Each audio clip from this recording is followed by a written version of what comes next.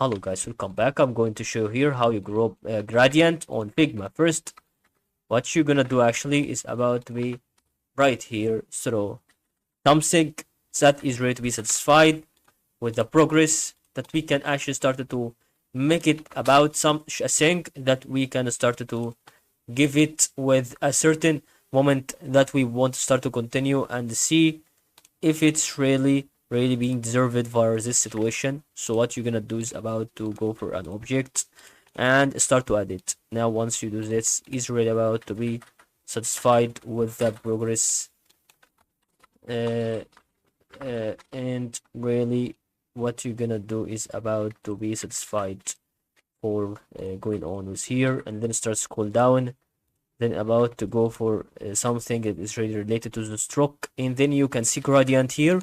You will click on it, and here is the gradient can be done. You can actually double click on certain colors, or making this color right here, or on the corner,